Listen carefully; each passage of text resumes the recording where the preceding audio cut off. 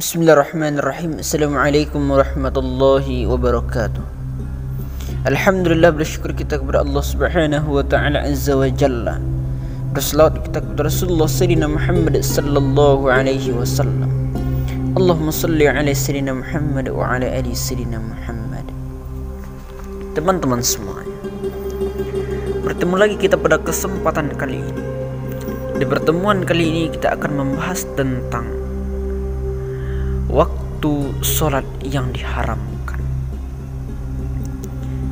Ketika berbicara tentang sholat, semua orang tahu bahwa sholat adalah kewajiban yang tidak dapat dinego-nego untuk melaksanakannya.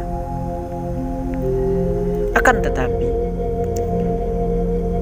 ketika membuka bab sholat di dalam kitab fikih, di sana kita temukan ada beberapa waktu yang diharamkan untuk melaksanakan sholat. Di antaranya, para ulama menguraikan yang pertama, setelah sholat subuh sampai matahari terbit sekira-kira setinggi tombak. Apa hikmahnya? Besertaan dengan matahari terbit akan muncul tanduknya syaitan. Dan di waktu itu banyak orang-orang yang menyembah matahari terbit. Dan juga tidak sedikit di antara mereka yang sujud kepada hal tersebut. Oleh karenanya tidak diperkenankan kita sholat menjelang matahari terbit sampai matahari terbit sekira-kira setinggi tombak. Para ulama menyebutkan itu semua bukan ilat diharamkannya sholat. Itu semua hanya hikmah diharamkannya sholat. Adapun waktu yang kedua yang diharamkan untuk melaksanakan sholat adalah seketika matahari setentang dengan kepala, atau ketika matahari tidak memiliki bayangan.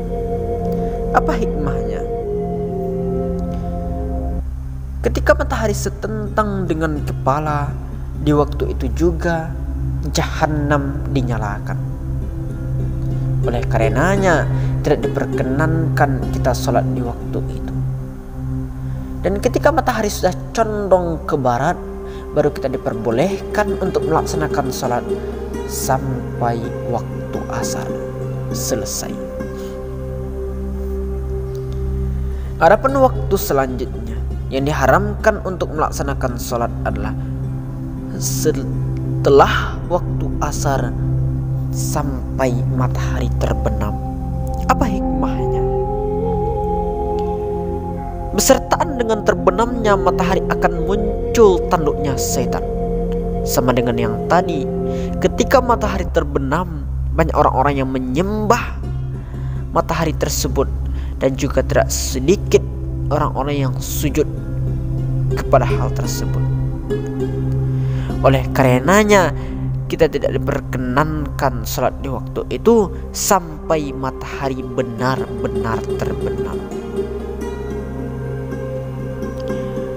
Perlu kita sampaikan, banyak orang-orang yang salah faham dalam hal ini. Apa saja sholat yang diharamkan atau semua sholat diharamkan di waktu itu? Para ulama menguraikan, adapun sholat yang diharamkan di waktu itu, yang pertama adalah sholat sunat mutlak atau sholat sunat yang tidak pakai nama. Contoh, setelah sholat subuh atau setelah sholat asar kita sholat 2 rakaat. Sengaja aku sholat sunat 2 rakaat, lalu kita sholat sunat mutlak seperti itu diharamkan di waktu-waktu yang kita sebut sebutkan tadi. Yang pertama. Kemudian yang kedua, sholat sunat yang sifatnya mutaakhir. Contoh, sholat sunat hajat. Kita mau bepergian atau melaksanakan perjalanan jauh.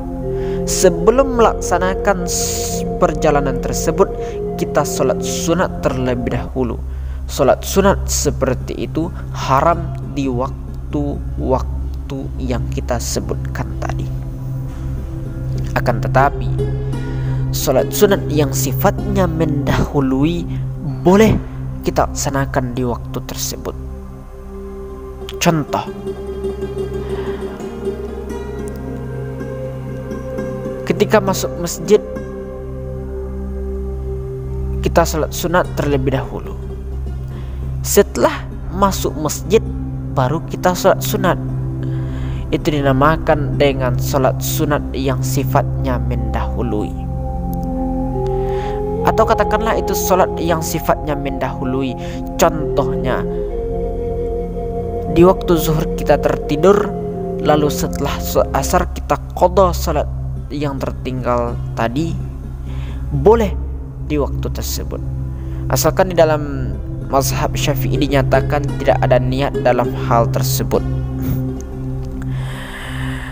Niatnya tidak usah saya qadha dulu zuhur, nanti saya qadha setelah asar.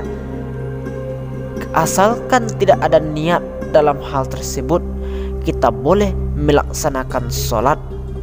Yang pertama, sholat yang sifatnya mendahului. Jadi perlu kita ketahui, ada waktu-waktu yang diharamkan untuk melaksanakan sholat. Akan tetapi tidak semua sholat yang diharamkan di waktu tersebut. Adapun sholat yang diharamkan, yang pertama adalah sholat sunat mutlak, yang kedua sholat sunat yang sifatnya mutaakhir. Akan tetapi kalau sholat yang sifatnya mendahului, contohnya sholat mengqadha sholat atau sholat sunat yang bukan mutlak, boleh kita laksanakan di waktu yang diharamkan tersebut. Demikian yang dapat saya sampaikan. Mohon maaf atas kesalahan. Wallahu a'lam bishawab wa ilaihil marji wal ma'ab.